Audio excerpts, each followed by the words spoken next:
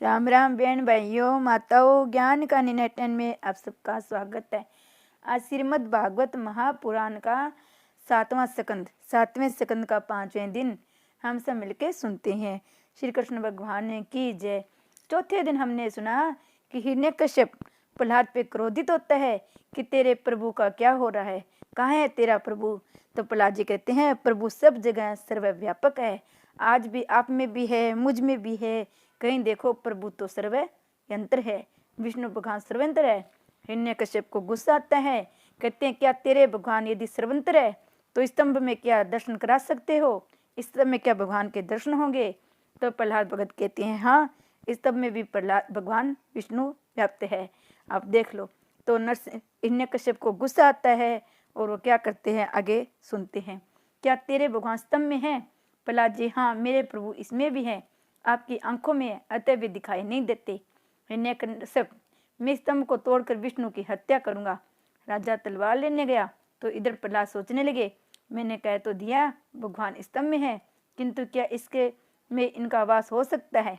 उन्होंने स्तंभ पर जो कान लगाया तो अंदर से गुरु गुरु की ध्वनि आई। प्रहलाद को विश्वास हो गया कि भगवान स्तंभ में भी है। उन्होंने उस स्तंभ का आलिंगन किया। अंदर नरसिंह स्वामी विराजमान थे। उन्होंने प्रहलाद को आश्वस्त किया कि वे इसमें है, प्रहलाद की रक्षा करेंगे। इधर हाथ में तलवार लेकर हिरण्यकश्यप दौड़ता हुआ आया और चिल्लाने लगा, बता वह तेरे विष्णु कहाँ है। प्रहलाद भी इसी स्तंभ में विराजमान है। हिरण्यकश्यप ने क्रोधवेश में उस स्तंभ को तलवार का प्रहार किया। तुरंत ही श्री नरसिंह स्वामी गुरु गुरु बोलते हुए उस स्तंभ में से प्रकट हो गए। उन्होंने हाथ जोड़कर हिरण्यकश्यप को गोद में उठा लिया और कहा कि न रात है न दिन है, न धरती है न आकाश है, घर भी नहीं है बार भी नहीं, किंतु देली पर तुझे मारूंगा। अस्त्र या शास्त्र से नहीं, नाखून से मारूंगा। भगवान ने उस असुर का नाखून से चीर कर मार डाला। नरसिंह भगवान ने की जय। मनुष्य के दुख का कारण उसका देह अभिमान है। शरीर घर है, शरीर घर में रहने वाली जीव देहली है, उसे न तो अंदर कहा जा सकता है न बाहर। यदि अभिमान को मारना है तो जीव पर ठाकुर जी का नाम रखो। अपने भक्त प्रहलाद के वचनों को कृतार्थ करने और अपनी सर्वव्यापकता सिद्ध करने हेतु भगवान नरसिंह के स्वरूप में वैशाख शुक्ल चतुर्दशी के दिन काठ स्तंभ में से प्रकट हुए थे। श्री नरसिंह भगवान की जय। पंजाब में आज के मुल्तान शहर में हिरण्यकश्यप की राजधानी थी, जहाँ नरसिंह स्वामी का प्रकटे हुआ था। इसी कारण से पंजाबवासी अपने नाम के साथ सिंह शब्द का प्रयोग करते हैं। वे सिंह के समान बलवान हैं, आज भी वे शक्तिशाली है। गुजरात की जनता बकरी सी भीरू बन रही है। सत्वहीन भोजन चाय पान करने वाला शक्तिशाली कैसे बन सकता है। पंजाबवासी दूध और लस्सी का उपयोग अधिक करते हैं। किसी गुजराती युवा से 2 सेर दूध पीने को कहा जाए तो कहेगा नहीं नहीं, इतना दूध मैं किस तरह पी सकता हूँ, मेरे पेट में गड़बड़ हो जाएगी। जो 2 सेर दूध नहीं पी सकता वह देश सेवा कैसे करेगा। बलवान बनो, नायत्मा बलहीन लंबे। शक्तिहीन पुरुष आत्मा को प्राप्त नहीं कर सकता। नरसिंह भगवान भी गुरु गुरु का उच्चारण करते थे। ये बताता है कि गुरु के बिना भगवान के दर्शन शक्य नहीं है। हर प्रकार की साधना की जाए, विवेक वैराग्य भी हो, यो सठ संपत्ति आदि भी हो, किंतु जब तक किसी संत की गुरु की कृपा नहीं होती तब तक मन शुद्ध नहीं हो पाता, भगवान की प्राप्ति नहीं हो पाती। मनुष्य चाहे जितना साधन करे, किंतु संत की कृपा होने पर मन हमेशा के लिए शुद्ध हो सकता है। मन तो बड़े बड़े साधुओं को विस्तारता है, वह बड़ा ही चंचल है, इसलिए मन शुद्धि के लिए ईश्वर का साक्षात्कार नहीं हो सकता। मल विक्षेप आवरण आदि से मन कलुषित और मलिन होता है। जिस प्रकार मलिन या चंचल जल से प्रतिबिंब दिखाई नहीं देता, उसी प्रकार मलिन चंचल और आवरण युक्त मन में परमात्मा का प्रतिबिंब दिखाई नहीं देता। अतः किसी संत का आश्रय लो, किसी गुरु की शरण में जाओ। गुरु कृपा के बिना हृदय शुद्ध नहीं हो सकता। साधना करने पर सदगुरु की कृपा पर बिना काम नहीं बनेगा। मात्र साधना से हृदय शुद्ध नहीं हो पाएगा।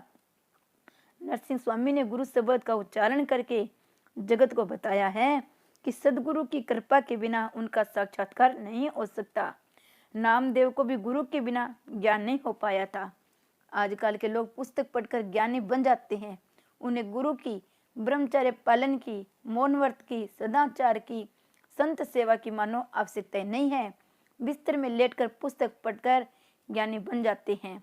एक बार महाराष्ट्र में संतों की एक मंडली सी बन गई। भगत मंडली के संतों की परीक्षा करने के लिए मुक्ताबाई ने गोरा कुमार से कहा। नामदेव को अभिमान था कि वह भगवान का प्यारा है और उससे बातें भी करते हैं। गोरा कुमार सभी के सिर पर एक एक चंपत लगाकर परीक्षा करने लगा। उसने नामदेव के मस्तक पर भी एक चंपत लगाई। ऊपर से तो नामदेव ने कहा कुछ भी नहीं, किंतु उनका मुंह फूल गया। उन्होंने अभिमान में सोचा, कहीं मिट्टी के बर्तन की भांति मेरी परीक्षा हो सकती है क्या। अन्य भक्तों के चेहरे के भाव अपरिवर्तित रहे। गोरा कुमार ने अपना निर्णय सुनाया। सभी के भांडे पक्के हैं, किंतु उस नामदेव का कच्चा है। ये सुनकर नामदेव बोले, तुम्हारा सिर ही कच्चा है, तुम्हें शिक्षा की आवश्यकता है। नामदेव ने विठलनाथ जी के पास जाकर ये सारी घटना सुनाई। विठलनाथ जी ने कहा, नामदेव, यदि मुक्ताबाई और गोरा कुमार कहते हैं कि तेरा सिर कच्चा है तो अवश्य तू कच्चा ही होगा। नामदेव, तुझे अब तक सर्वव्यापक ब्रह्मा के स्वरूप का अनुभव ही नहीं हुआ है। इसका कारण यह है कि तूने अब तक किसी सद्गुरु का आश्रय नहीं लिया है। तू मंगलवेढ़ा में रहने वाले मेरे भक्त विशोबा खेचर के पास जा, वह तुझे ज्ञान देगा। नामदेव उन्हें ढूंढते हुए शिव मंदिर में पहुंचे। वहां देखा तो विशोबा खेचर शिवलिंग पर पांव पसार कर सोए हुए थे। विशोबा पहले से ही जान गए थे कि नामदेव आ रहे हैं, अतः उनसे शिक्षा देने के लिए ही शिवलिंग पर पांव पसार कर सोए हुए थे।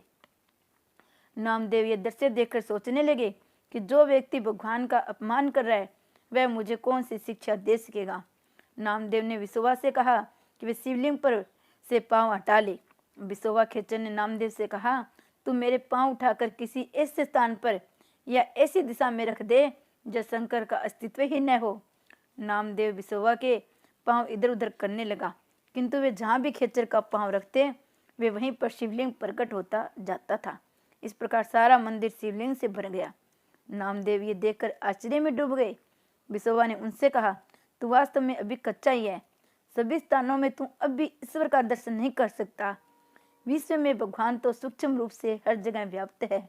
तू सभी जगह जड़ चेतन में ईश्वर को निहार। इस प्रकार जब भक्ति और ज्ञान का साथ मिल गया तो नामदेव सभी में हर जगह ईश्वर का दर्शन करने लगा। ज्ञान प्राप्त करने के बाद नामदेव वापस लौटे। वापस लौटते हुए रास्ते में किसी वृक्ष के नीचे बैठकर वे कहीं भोजन की तैयारी कर रहे थे। एक कुत्ता रोटी चुरा कर भागा, पर आज तो नामदेव ने उस कुत्ते में भी भगवान के दर्शन किए। रोटी सूखी थी, अतः वे घी लेकर उस कुत्ते के पीछे ये चिल्लाते हुए भागे, रुक जा, रोटी तो सूखी है, मैं तुझे उस पर घी लगा कर दूं। यदि गुरु इस सांसारिक बंधनों में विषय में फंसे हुए हैं तो निश्चय जानो कि वे तुम्हें भी सांसारिक बंधनों से मुक्त नहीं करा पाएंगे। यदि हम ये मानने लगे कि ईश्वर सर्वंतर सर्वव्यापी है तो पाप करने के लिए कोई स्थान ही नहीं मिलेगा। ईश्वर की सर्वव्यापता का अनुभव हो जाने पर पाप करने के लिए न तो कोई स्थान मिलेगा न कोई समय ही। हिरण्यकश्यप का संहार तो हो गया, किंतु नरसिंह स्वामी का क्रोध अभी तक कायम ही था। उनको क्रोधी स्वरूप देखकर तीनों लोग भयभीत हो गए। किसी में भी यह साहस नहीं था कि वे उनके पास जा सके। ब्रह्मा जी ने भी उन्हें शांत होने के लिए प्रार्थना की, किंतु वे सुने तब ना। आखिर ब्रह्मा जी ने लक्ष्मी जी से कहा, माता जी आप इन्हें शांत कीजिए। देवों ने उनसे भी प्रार्थना की। लक्ष्मी जी ने सोचा कि वे मेरे स्वामी हैं, अतः ये यदि मैं उनके पास जाऊंगी तो वे शांत हो जाएंगे। मन में ऐसा अभिमान लेकर वे उनके पास पहुंची। पर भगवान तो नम्र व्यक्ति की बात सुनते हैं, अभिमानी की नहीं। आज उन्होंने लक्ष्मी जी को भी पहचानने से इनकार कर दिया।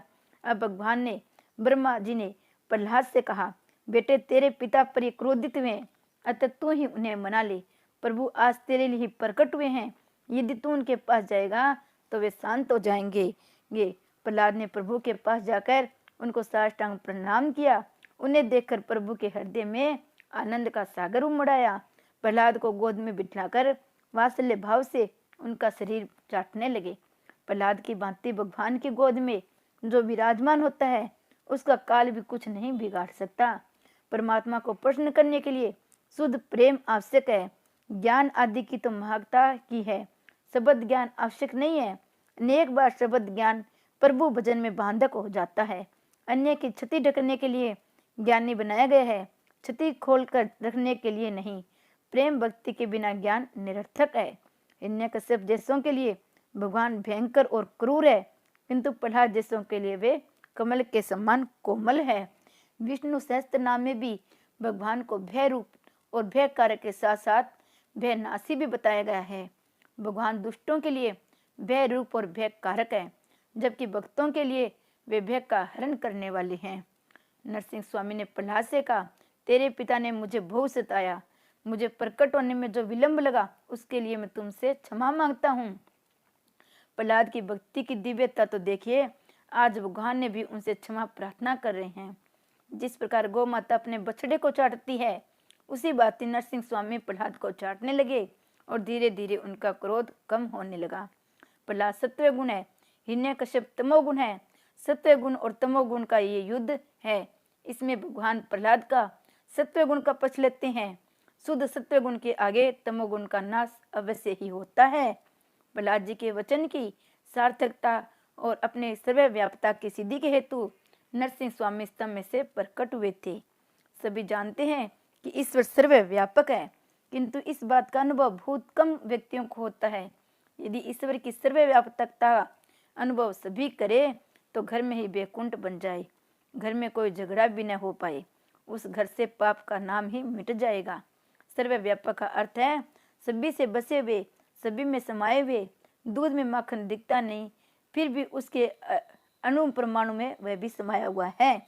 इस प्रकार ईश्वर भी जगत के सभी स्थूल सूक्ष्म पदार्थों में बसे हुए हैं, उनका भाव कहीं भी नहीं है। ईश्वर तो अणु से भी अणु और महान से भी महान है, उनका कहीं भी अभाव नहीं है, अतः वे सर्वव्यापी है। जो ईश्वर का सर्वंतर विराजमान समझता है, उसके जीवन में दिव्यता आती है। सब ईश्वर को निहारो, प्रथम मात्र देवो भव, फिर पितर देवो भव और अंत में परस्पर देवो भव। ईश्वर को पारस्परिक दर्शन करो। लोग एक दूसरे से मिलने पर राम राम कहते हैं, उसका अर्थ यह है मुझ में और तुझ में राम निहित है।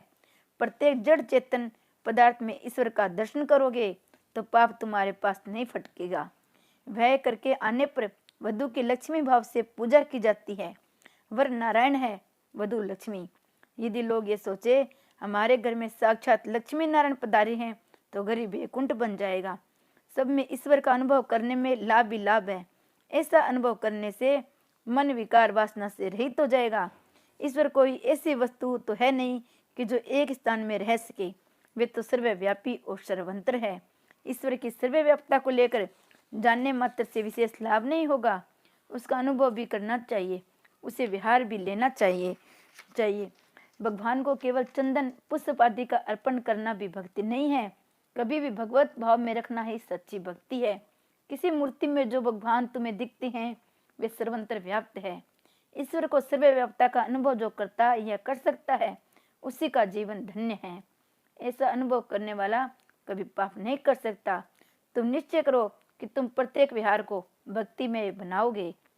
शुद्ध विहार ही भक्ति है। जिसके विहार में दंभ है, अभिमान है, उसका विहार अशुद्ध है। जिसका विहार शुद्ध नहीं, वह भक्ति का आनंद पा नहीं सकता। ईश्वर की सर्वव्यापकता के अनुभव के बिना विहारशीलता नहीं हो सकती।